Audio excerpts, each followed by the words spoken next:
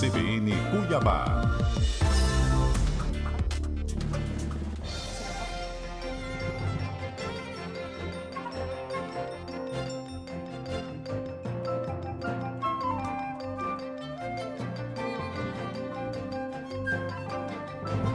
Já de antemão convidar a nossa audiência a participar conosco. Todo mundo aqui tem um carinho muito especial pelo quadro da Adria. Muita gente conversa conosco todas as sextas, manda as suas dúvidas, os seus depoimentos, e é assim que a gente gosta de ter a participação de cada um de vocês.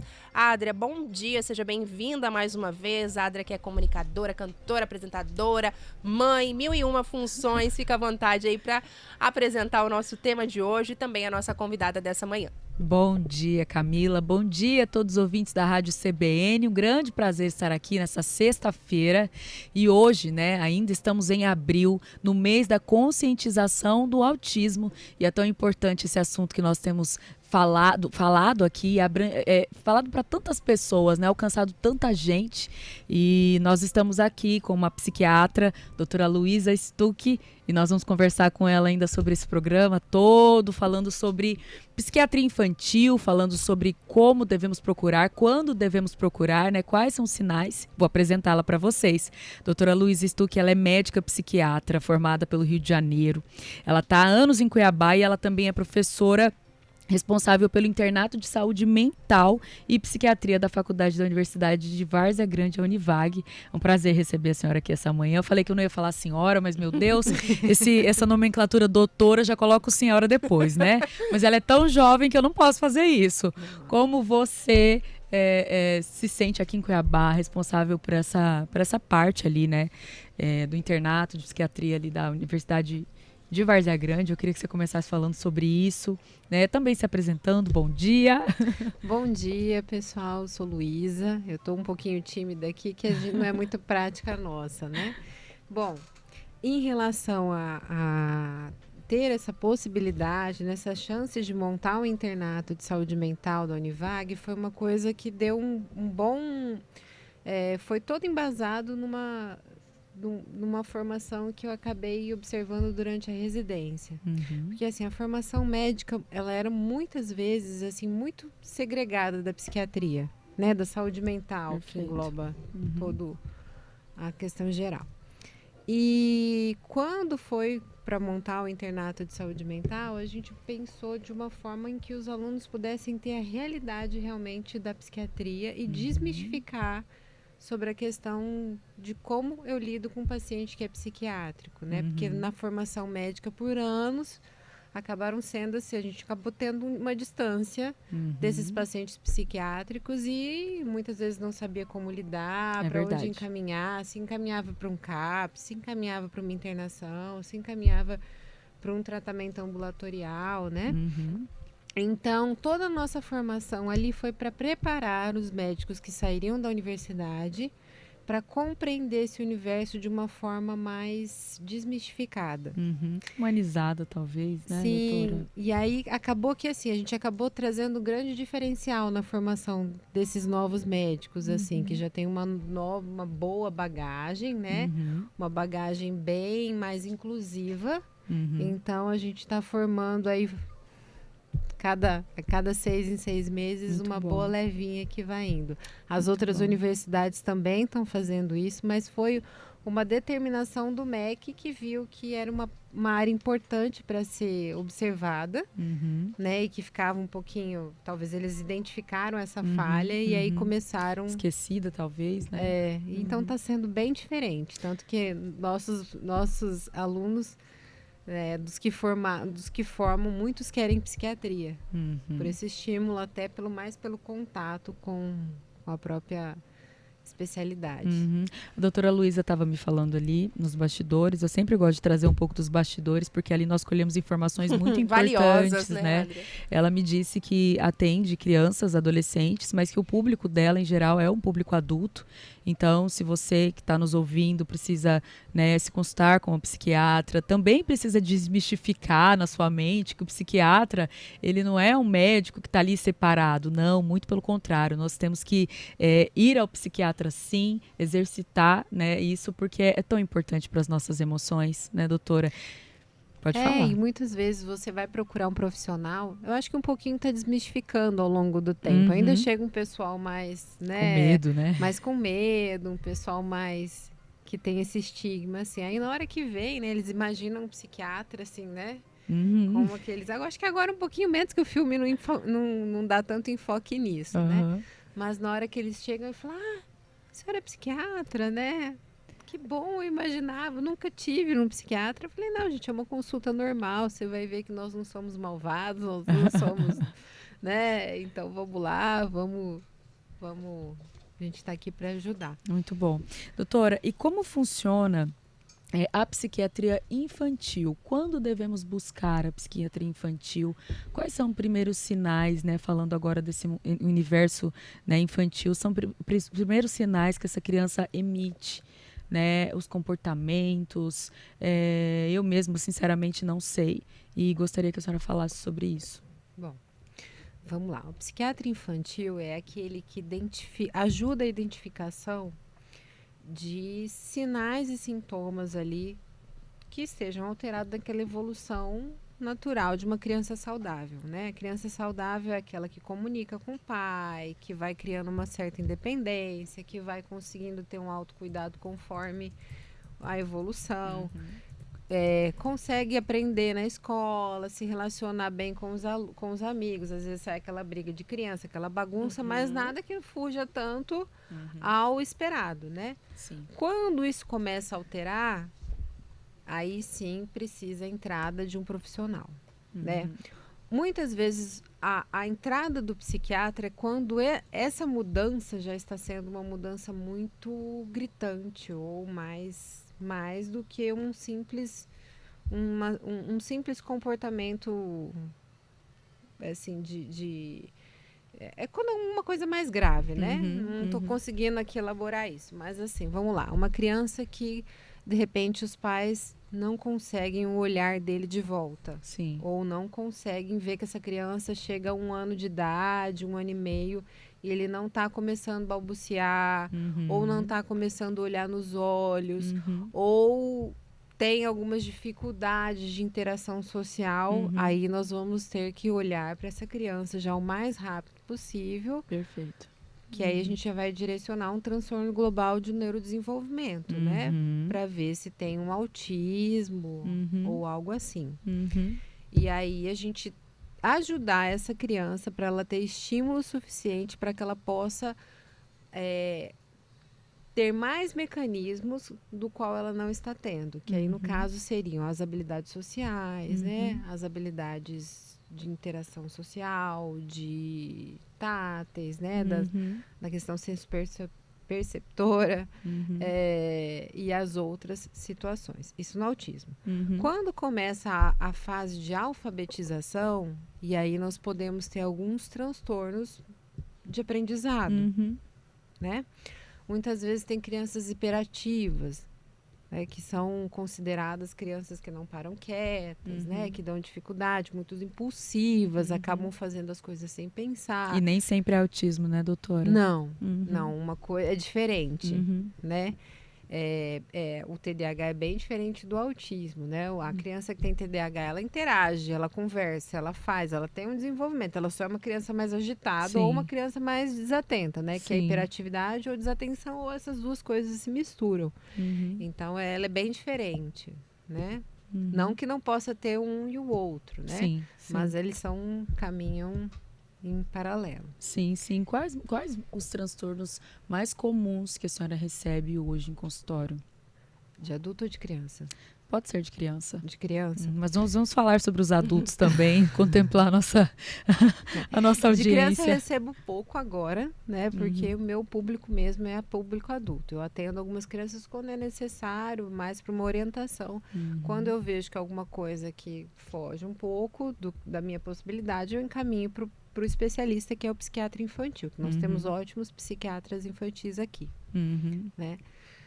Bom, geralmente são crianças, às vezes, hiperativas, ou quando começam a chegar já com traços autistas, né? Às vezes, algum autista grave que de um comportamento mais, né, Uhum. violento, que são os autistas mais comprometidos. Uhum. E aí, às vezes, vão parar no consultório, até para como... Geralmente chegam mais adultos, né? Uhum. Então, aí a gente já trata O já nível como 3, né? O adolescente. nível 2. Mas já chegam numa idade mais velha. Então, a gente vai mais para um controle do comportamento mesmo, né? Uhum. Uhum. Crianças ansiosas, crianças com choro fácil, com terror noturno, e aí vai. Eu queria também que a senhora falasse sobre isso, sobre a ansiedade nessas crianças, né? Crianças que chegam em consultório, talvez sem um diagnóstico, mas muitas vezes crianças que não conseguem se expressar e sempre estão com o choro presente. Essas crianças com idade na segunda infância, né? De 6 a 10 anos de idade, mais ou menos, né? Que são crianças muitas vezes ou nervosas demais, ou passivas demais, ou crianças muito expressivas, ou crianças assim completamente introvertidas, né? Que precisam de um acompanhamento, né? Terapêutico, começa ali na psiquiatria, né? Mas aí depois vai para um tratamento terapêutico, um tratamento talvez até medicamentoso com essa criança, né, para regular essa criança socialmente, vamos dizer assim, e até muitas vezes em casa no convívio familiar, né, aquela criança que os pais não conseguem acessar as emoções, não conseguem acessar, vamos dizer ali que mais é caseiro, o coração dessa criança, né, uma criança que está sempre reativa, uma criança que não... Você vê, ela está sempre armada, não consegue, né, desfazer. Muitas vezes isso gera um transtorno ansioso, né? Sim, ó, a gente tem que lembrar que tudo que a gente trata na infância e toma um cuidado da infância vai ser um adulto mais saudável. Isso tudo começa na infância, tá? Freud dizia lá que todos os traumas, as situações. Então, se a gente cria um ambiente ou gera instrumentos ou cuida, né, dessa criança ali quando tá até a sua formação ali, vamos lá, com uns 10, 11 anos de idade, a gente está criando um adulto saudável. Perfeito. Certo? Se a criança, ela vive com essa ansiedade antecipatória, esse medo, vamos lá, com 5, 6 anos, já começa a ter medo, às vezes, do pai morrer, porque começa a ter consciência das coisas, Sim. medo de que alguma coisa possa acontecer.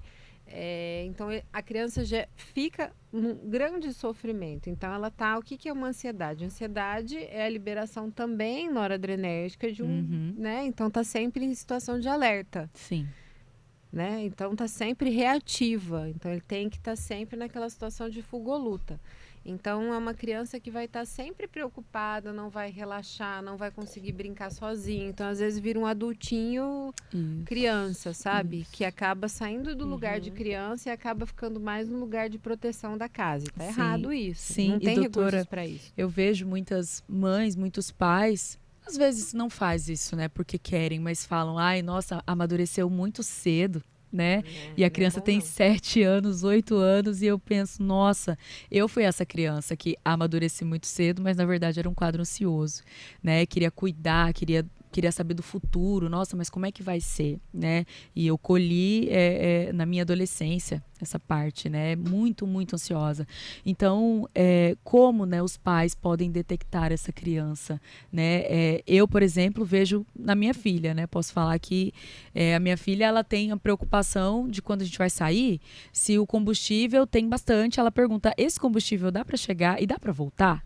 Olha como é que ela tá vendo todas as possibilidades na mente, né? Então, se acontece isso é A, se acontece isso é B, se acontece isso é C. A ponto de, por exemplo... Criança era só para sentar no carro e deixar o pai conduzir, né? Com certeza. E nós temos muito esses casos estão sendo silenciados nas casas. Né? As pessoas não estão olhando para essas crianças ansiosas e não estão levando, por exemplo, a um profissional que pode ajudá-las. Mas agora eu gostaria, falando ali nos bastidores, que ela falasse um pouco sobre também a ansiedade na vida adulta, na nossa vida, né, Camila? Nós passamos por muita ansiedade e, infelizmente, podemos desenvolver quadros até graves de depressão, quadros, né, de síndromes do pânico, burnout, tem tantos, né? E eu queria que você nos desse... Eu falo você e senhora ao mesmo tempo, porque eu olho para ela senhora, muito nova, e aí eu tô aqui, às vezes não tô olhando para ela e falo senhora. Como é que acontece esses casos em nós, na vida adulta, de ansiedade, síndromes, como tratar, o que fazer? Bom, eu sempre costumo dizer que existem 3 tripés. Um é a qualidade de vida modificada, que é você olhar para a sua vida como um olhar que você tem que viver a vida, não é viver para trabalhar, né? Você trabalha, né? E você vive, não é viver para trabalhar. Então, uma coisa que a gente também tem que aprender é que temos que ter nosso exercício físico, uma boa qualidade de vida, uma boa relação interfamiliar. Então, isso tudo é um tripé. O outro tripé é a questão de você conhecer um pouquinho mais você mesmo, até para identificar de onde que estão os gatilhos, seus medos e isso. Que aí, no caso, onde que a gente desenvolve isso quando acaba indo para um tratamento? É na psicoterapia, né? E aí, quando é necessário, aí se entra com a medicação. Vamos lá, tem muitos adultos que acabam se firmando apenas na medicação. A medicação, ela vai aliviar sintomas. Se você parar, vai voltar a ansiedade, porque o seu padrão de funcionamento é o mesmo. Então, a melhor coisa para um resultado, para um autoconhecimento legal, para uma forma de desenvolver de uma forma mais ampla, até tendo mais recursos para lidar com a sua própria ansiedade ou qualquer os seus medos, é você se conhecer também. Então, não é só a medicação, né? A medicação, ela tem limite. Então, você precisa ajudar que ela funcione também, né? Em relação à ansiedade, nós temos vários tipos de ansiedade, né? Eu estava vindo no carro e estava pensando o que eu poderia contribuir aqui, né? Então, o ansioso generalizado é aquela pessoa que já tem ciência que ela é ansiosa. Né? Então, ele já sabe que ele é ansioso, que ele antecipa as coisas, ou então ele está começando a identificar isso, que cria um pensamento catastrófico na mente, né? Gasta uma energia muito grande. Vai viajar de avião, não consegue, né? Fazer a mala. Já pensa que vai alguma coisa acontecer, então já cria uma catástrofe ali. Então, se ele começa a tratar isso numa terapia, desmistificar isso, né? De, olha, não é assim, né? O avião é o transporte mais seguro, né? Os riscos, tal, são menos, né? Qualquer coisa eu tenho, vamos lá, se eu tenho uma fobia muito grande, eu posso usar alguma medicação para que eu possa desmistificar isso, algumas técnicas respiratórias. Então, todo esse processo consegue se desmistificar e não limita a vida da pessoa. Né? Tem já um questionamento aqui, Adria, do Rodolfo, tem também o Jonas Pardinho conversando aqui conosco. Vou começar pelo Rodolfo. Ele fala, diante de todos esses sinais, apontamentos que a doutora está explicando, como eu consigo saber se a orientação mais adequada é procurar um psicólogo ou um psiquiatra, ou se um não anula o outro? É o questionamento do Rodolfo, doutora. Rodolfo, não anula um ou outro, tá? Geralmente acontece essa mesma dúvida que você está tendo, então ela é bem pertinente, tá? Se você tem um psicólogo que você acha que você possa se abrir, criar um mecanismo, então é um caminho legal. E aí o que acontece? O psicólogo avalia o nível de ansiedade e aí se ele achar que precisa entrar com alguma medicação, ele vai conversar com você, certo. No caso estou colocando você porque você trouxe isso, ou vai conversar com o próprio paciente para que ele possa procurar um profissional psiquiatra. Tá?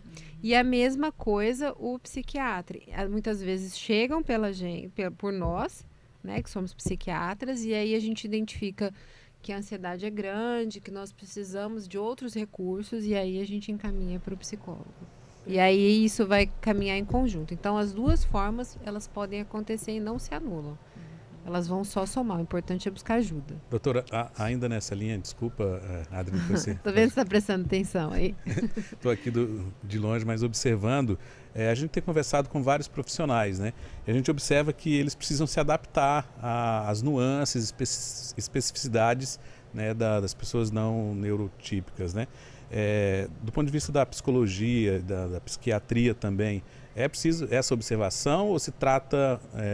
o neurotipo como se trata o autismo, ou tem nuances que precisam ser observado, e aí eu digo em termos de métodos, tratamentos, como é que isso funciona, essa abordagem? Bom, a nossa classe dos psiquiatras já é uma classe mais aberta a isso, né? Então nós conseguimos já identificar e tratar de uma forma que a pessoa possa se recuperar dentro das limitações dela, né? Então, eu acho que é esse o pensamento que agora vai ser instaurado nessa nova levinha que vai vir de profissionais, né? Tanto nos profissionais ou até as pessoas que estão se abrindo mais. Vamos lá, hoje em dia o diagnóstico de autismo no adulto é muito maior, né? Então, até nós, que não tínhamos muito esse contato, estamos sendo obrigados, e é difícil, muito difícil, né? Porque é uma realidade bem diferente de uma infância, né? Quando esse apego da infância. Então, nós estamos tendo que se capacitar a isso. Então, é bem pertinente. As metodologias, os meios são os mesmos, então? Não difere de um tratamento de uma pessoa, digamos, que não tem o autismo? Não, a gente só vai direcionar para ver o que pode... É um tratamento individualizado, né? Então, a gente vai identificar onde é que está aquela falha e o que a gente pode fazer. Então, não diferem, não. E a mesma coisa quando chega um paciente que não tem... né, vamos lá, ou apenas um quadro de ansiedade, não um quadro neurotípico, né? Então a gente vai direcionar também para aquela especificação. Perfeito. Tá na hora de pausa, Pedro Panoc? 9h29, a Adria já sabe como funciona aqui. Doutora, a gente precisa a cada meia hora fazer uma pausa para acompanhar a rede, então a gente vai para um intervalo bem rapidinho, mas já a gente está de volta. Tem mais pergunta também para que a doutora possa tirar as dúvidas aqui do nosso ouvinte. Jornal da CBN Cuiabá. Oferecimento Luck.bet. Emoção é o nosso jogo.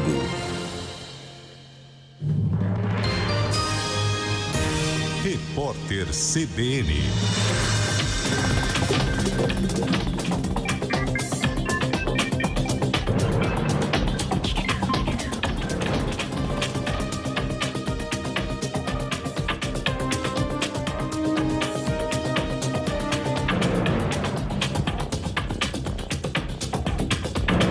Sexta-feira, 26 de abril de 2024. Os investigadores apuram a possibilidade de um incêndio que atingiu um abrigo no centro de Porto Alegre na madrugada de hoje ter sido criminoso. Um homem que não era morador do local foi visto entrando no estabelecimento que recebe pessoas em vulnerabilidade social. O abrigo tinha convênio com a prefeitura, mas funcionava sem alvará, segundo os bombeiros. Pelo menos 10 pessoas morreram e 11 ficaram feridas. 2 vítimas ficaram em estado grave. Uma está com queimaduras em pelo menos 20% do corpo e a outra fraturou uma perna após pular do imóvel.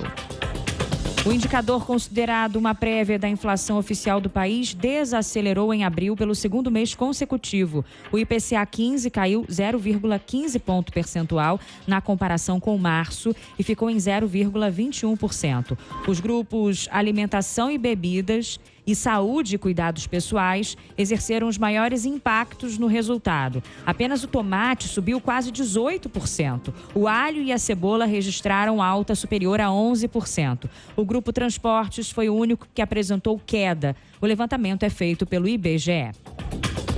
O ex-presidente dos Estados Unidos, Donald Trump, afirmou que está pronto para renovar uma aliança conservadora com o primeiro-ministro da Hungria, Viktor Orbán. O republicano enviou uma mensagem por meio de um vídeo. Uma vitória de Trump nas eleições de novembro pode facilitar as relações entre os dois países. O governo do democrata Joe Biden tem criticado o regime húngaro por causa dos laços estreitos com a Rússia. No horário de Brasília, 10h32. Repórter CBN. As principais notícias do dia, a cada meia hora.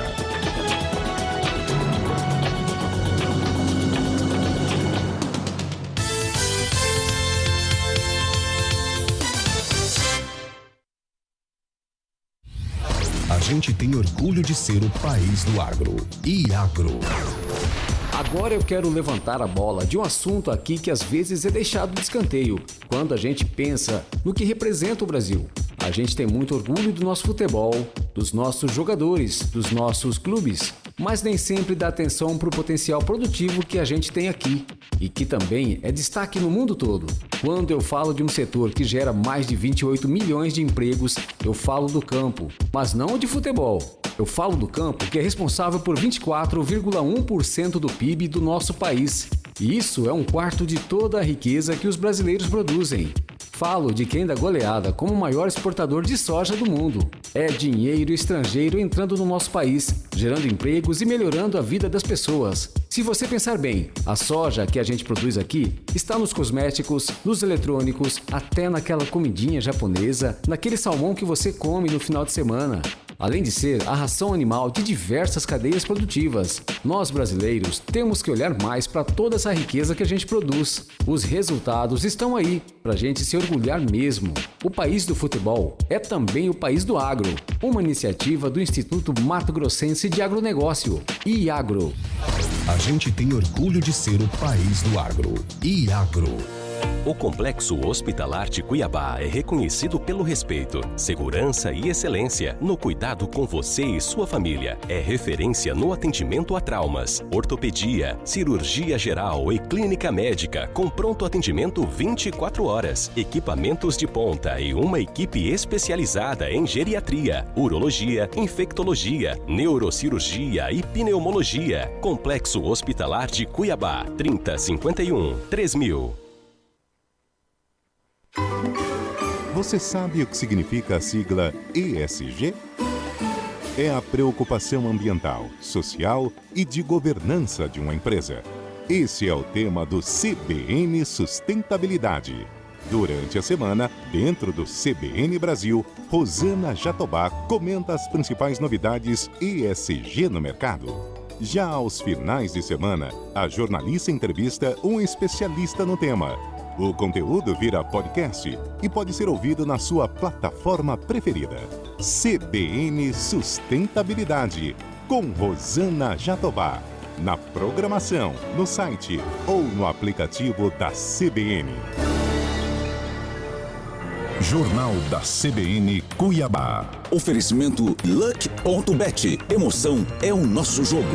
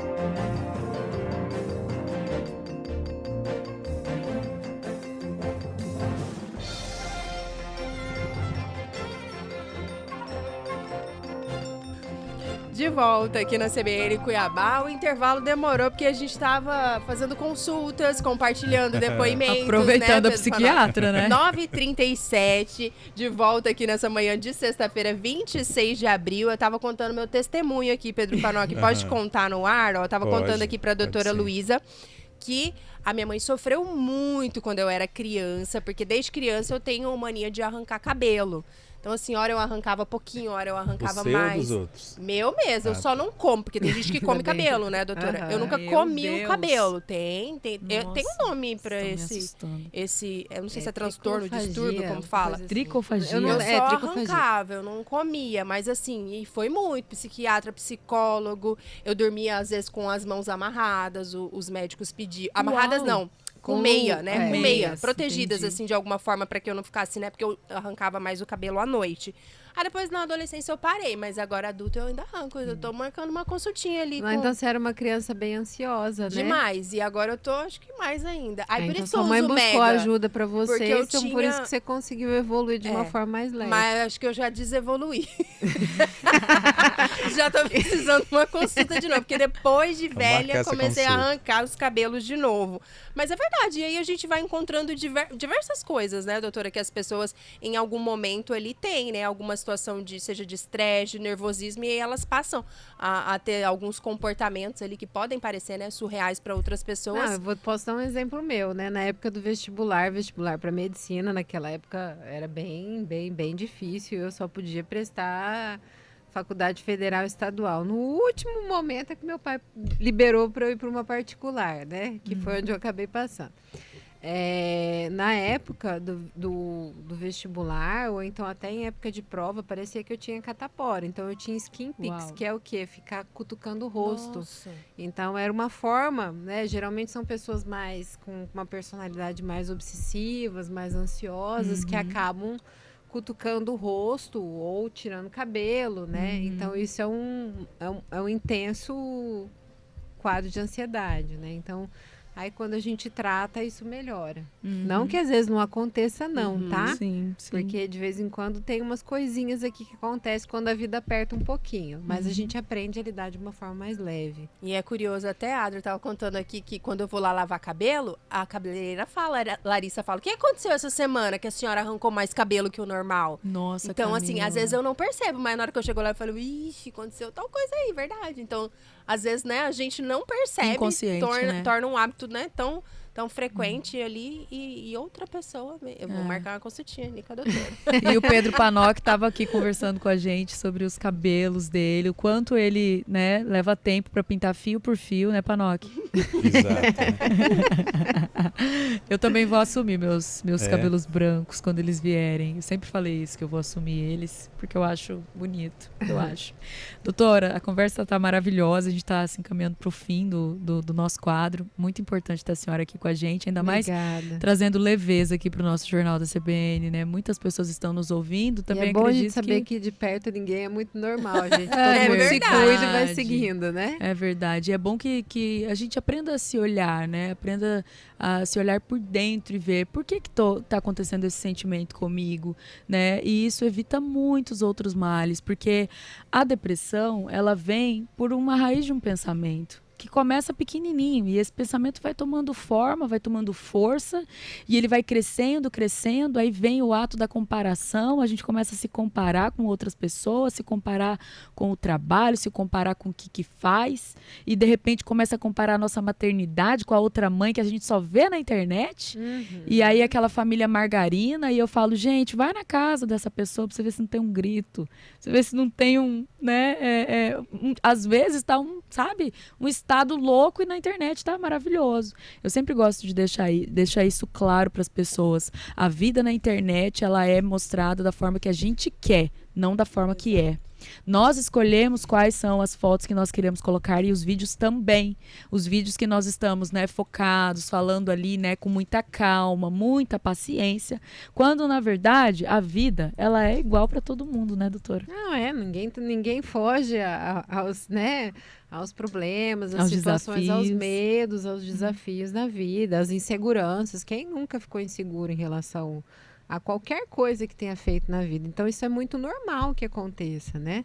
Com certeza. Às vezes, quando chega alguém, ou até algum amigo, ou um paciente, ou então alguém que vem falar, olha, tô com medo disso. Não, o medo é normal. A angústia é um sentimento normal, né? A tristeza, em algumas situações, é uma sensação que faz parte da vida, né? Mas isso só não pode enrijecer. Né? A questão do buscar ajuda é quando isso enrijece, fica só esse ponto. Sim. Isso que você estava falando, Adria, sobre o pensamento, a gente tem que tomar muito cuidado com o pensamento, porque às vezes ele toma uma direção e uma proporção que vai dominando a vida da gente. Ouçam isso, minha gente, ouçam isso é muito importante. Fala, doutora. E muitas vezes um pensamento, uma forma de lidar, uma forma de não ver saída pode levar a situações catastróficas, né? Então, o buscar ajuda, seja de um profissional, seja de um amigo, seja de um familiar, dividir o que está sentindo. Quantas vezes não desconstruiu alguma coisa da minha vida? Deve ter desconstruído a tua, né? E aí, quando a gente vai para um profissional, ele ajuda a gente até a enxergar melhor isso. Com certeza. Né? Principalmente um psicólogo. né? Porque o médico acaba acolhendo e passando uma medicação que vai anestesiar aqueles sintomas um pouco, melhorar um pouquinho aqueles sintomas que estão muito intensos. E na terapia você desconstrói isso, você vai criando alternativas, né? Então é uma coisa rígida, aí você cria caminho A, B, C. Peraí, não é bem isso aqui que eu tô pensando, eu tô gastando muita energia para isso. Eu começo a praticar um auto-amor, uma autovalorização, né? E isso é fundamental. Nós nascemos aqui para um desenvolvimento humano, um desenvolvimento pessoal.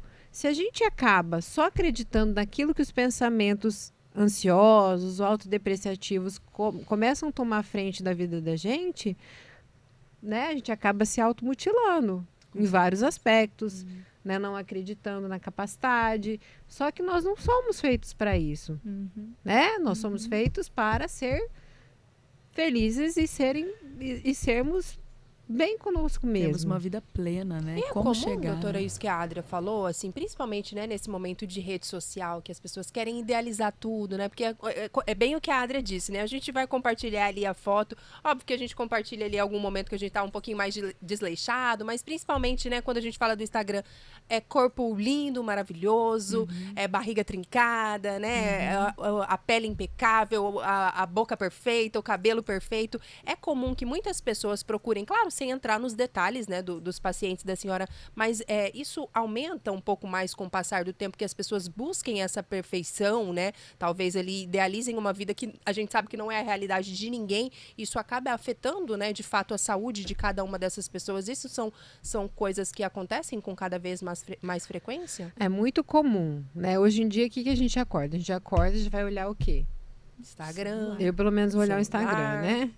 Então, aí você vai vendo, aí você vai a vida do fulaninho, da fulaninha, como é que é, tal. Então tá todo mundo assim numa vitrine.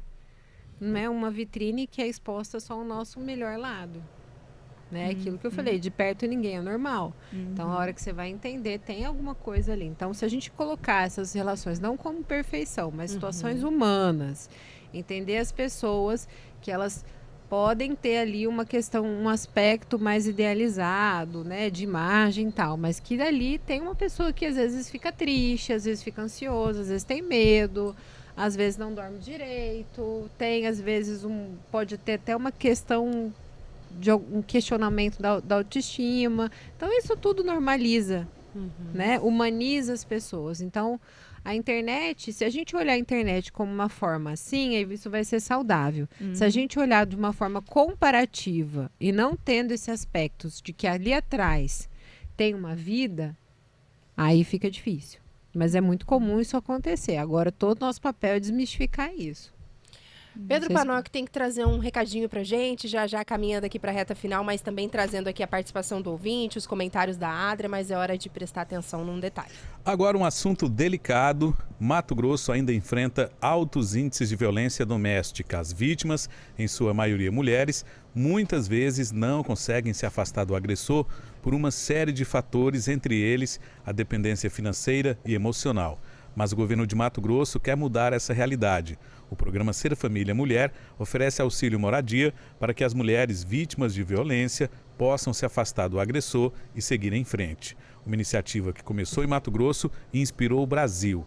O programa Ser Família Mulher vai muito além do auxílio. É uma rede de enfrentamento à violência de gênero que conta com diversos serviços. Em Cuiabá, tem a delegacia especializada para atender as mulheres presencialmente, o Plantão da Mulher 24 horas, e online por meio do projeto Casa Eurídice. Você não está sozinha, denuncie, ligue 197. Esse é um recado do governo de Mato Grosso. 9h47, Adria. Dá tempo de trazer aqui a participação do nosso ouvinte, rapidinho. Ó, o Jonas Pardinho está conversando aqui conosco. Ele traz um questionamento também para a doutora Luísa e também a Adria. Sinta-se à vontade para falar do assunto. Ele questiona aqui, diante da alta divulgação de informações sobre o assunto neuroatípico, ele até pergunta, é assim que fala mesmo? Vocês conhecem algum programa para a população de baixa renda, para consultas com psiquiatras, visto que muitas vezes o valor não é tão acessível para todos? E aí falo tanto para o diagnóstico de TDAH e também autismo. Abraço para vocês. É o Jonas, doutora. A gente está Conversando aqui, né? Um programa específico não há, tá, Jonas? Mas existem alternativas e realmente são, né? É um tratamento que acaba ficando meio que é mais caro mesmo, que acabam indo mais para a rede privada, né? Mas existem alternativas. As alternativas que nós temos aqui são os CAPs infantis, né? Os ambulatórios públicos de psiquiatria e as universidades, elas oferecem algumas vagas.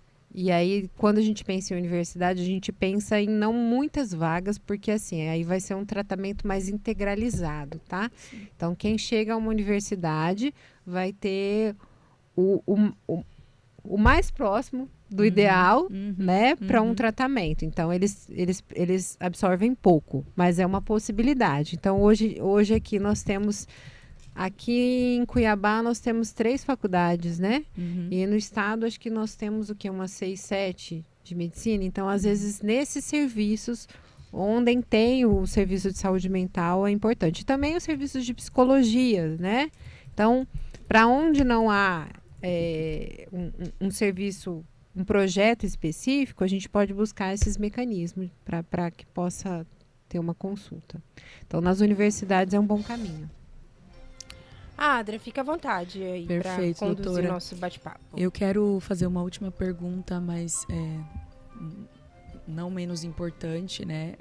Ainda falando sobre a ansiedade, sobre a depressão. Na semana passada nós tivemos, infelizmente, um caso, né, de um homem que se jogou de um viaduto aqui em Cuiabá. E era um bombeiro, né? Um bombeiro da reserva. Se não me engano, ele tinha... média de idade de 50 anos, mais ou menos, e ele acabou falecendo no hospital, né? Mas teve um ímpeto ali e se jogou. Eu queria que a senhora falasse um pouco sobre isso. Nós não estamos no Setembro Amarelo, mas esse assunto é um assunto de todos os dias, porque a cada 45 minutos uma pessoa tira sua própria vida no Brasil. E é um assunto muito delicado que nós precisamos falar também. Gente, é um assunto delicado mesmo, mas que às vezes a gente pode fazer uma prevenção bem importante, tá? Recentemente eu também tive uma perda na família por isso, e se a gente vai avaliar os fatos depois, a gente vê que poderia, né, nós houve emissão de sinais, né? Teve que pelo afastamento não deu para entrar, né? Pelo distanciamento, às vezes, que acontece da vida, por a gente crescer, tá com a nossa própria vida, então a gente não tem ciência do que está acontecendo na vida do outro. Sim. Bom, quando a gente tem uma pessoa em grande sofrimento mental, psíquico, com ideação suicida, ou então em grande sofrimento, ela vai buscando, ela vai deixando sinais, né? Um é o sinal de falar que é um peso, um sinal de que é melhor eu não estar aqui, né? Porque eu estou dando muito... Eu não sou uma pessoa que está indo bem na vida, eu sou um fracasso, eu não tenho esperança na minha vida, né? Eu não consigo ser bom na profissão, como pai, ou como mãe, ou, né, financeiramente. Então, a pessoa acaba se ligando mais a esses aspectos. Sim. Então, ela não consegue enxergar, quando ela está nesse momento, ela não consegue enxergar a luz, ela sente o mundo cinza. Né? Então, quando está nublado, você não vê o céu, né? Então, o que nós podemos fazer, né? Quando a gente vê uma pessoa em franco sofrimento, então encaminhar essa pessoa para um tratamento, acolher, ouvir, criar alternativas. Não, olha, você está sentindo isso, mas é o momento, a gente vai começar a buscar ajuda. Nesse momento você está pensando dessa forma porque você está dentro desse quadro, mas deixa eu te ajudar, né? Vamos buscar um psiquiatra, uma terapia, um apoio religioso também junto, né? Porque a gente também não pode esquecer que são os tripés, né? Então, essas 3 coisas em conjunto podem levar uma pessoa a salvar desse quadro e não cometer um suicídio, tá? Então, o suicídio é o momento em que a pessoa está num grande desespero, é um grito de ajuda, e que às vezes a gente perde a mão e não sabe quando isso vai acontecer, certo? O que a gente pode fazer para mudar essas estatísticas? É fazer com que essas pessoas que a gente esteja percebendo que estão em sofrimento, que elas cheguem até um tratamento, ou que sejam amparadas e protegidas. E aí a gente vai entrar com um mecanismo de prevenção. Perfeito. Não adianta não falar, a gente precisa enfrentar. Né?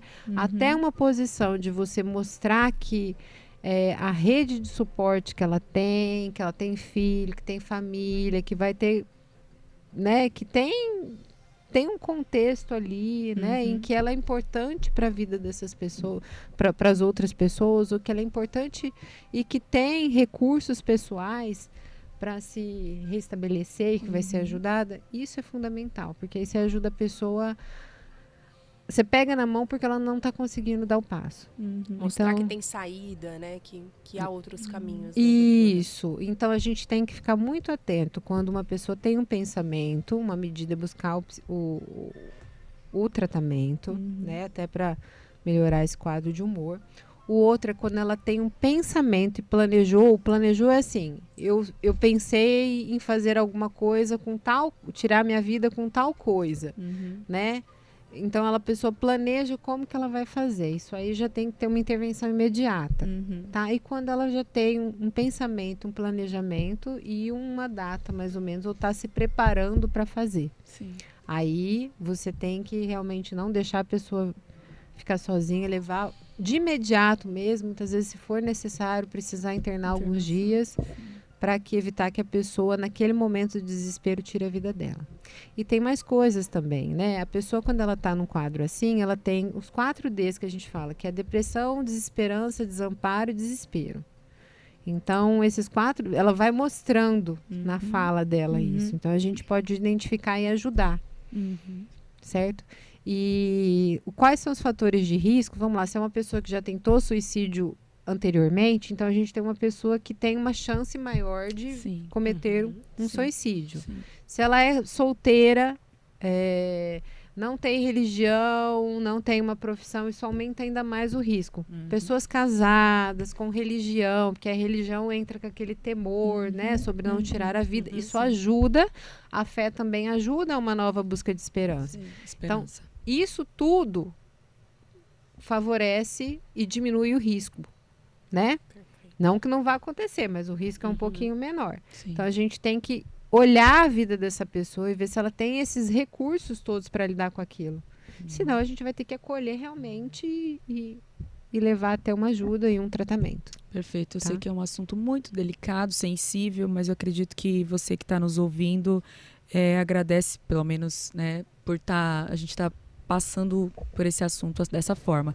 Eu queria, doutora, te agradecer pela sua presença aqui. Obrigada. Foi muito especial para nós ter aqui essa manhã e esperamos você aqui mais vezes. Muito obrigada. Comigo. E eu queria, por último, assim, só por último, uma fala, última consulta do momento, que você deixasse pelo menos 3 dicas para nós cuidarmos mais da nossa saúde mental. O que nós devemos fazer? 3, 5 dicas práticas. Vou fazer o que vem no minha mente Fazemos agora, todos os dias. Tá?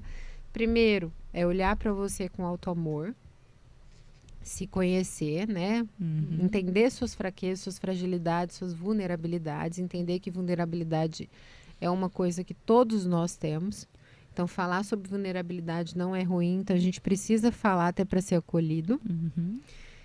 E a outra é que tudo tem solução, né? Que num sofrimento, esse sofrimento vem e passa, numa tempestade, a tempestade não vai ficar o resto do tempo, né? Ela vai passar aquela tempestade, aí depois o céu vai aparecer novamente. Então, é isso que a gente tem que pensar, que assim, segura, firme, vamos buscar ajuda, e aí o resto a gente conduz a vida de uma forma saudável. É isso. Muito obrigada. Até a próxima. Obrigada. Obrigada a todos os ouvintes da Rádio CBN. Nós ficamos por aqui. Semana que vem iniciamos, né, mais um mês, o mês de maio, o mês que nós comemoramos o Dia das Mães, né, o Dia das Noivas, no meu caso. Para quem não sabe, eu sou uma cantora de casamentos. Hoje eu tenho um casamento, inclusive, daqui a pouco. E nós traremos no mês de maio, já vou dar um spoiler, vou trazer uma mãe típica para falar sobre respeito, né, sobre inclusão, sobre respeito das crianças típicas para com atípicas e em todas as outras sextas-feiras vou trazer uma mãe atípica aqui para dar seu depoimento, para contar a sua história, muitas vezes até para influenciar pessoas também a olharem para suas crianças e realizarem um diagnóstico. Um beijo para vocês, fiquem com Deus e até sexta-feira que vem. Tchau, tchau. Obrigada, doutora. Obrigada, Adria, mais uma vez. Serginho tá aqui. Serginho, né? Toda vez eu confundo, né? Tá aqui. Obrigada pela oportunidade também. Medo de errar, Adria. Já errei todo o meu estoque aquele dia. 9h58. Pausa, Pedro Panoc. Vamos fazer então um intervalo. Daqui a pouquinho a gente tá de volta com o Momento do Esporte. Um abraço pro Eliseu Fernandes, passou ele pelo YouTube. Breno Pereira também tá em Petrolina acompanhando e parabenizando mais uma vez ao quadro espetacular no Jornal da CBN. Obrigada pela sintonia, mas sigam ligados que a gente já tá de volta. Jornal da CBN Cuiabá. Oferecimento Luck.bet. Emoção é o nosso jogo. CBN Primeiras Notícias. Acorde para o mundo com a CBN. Trânsito, tempo e temperatura.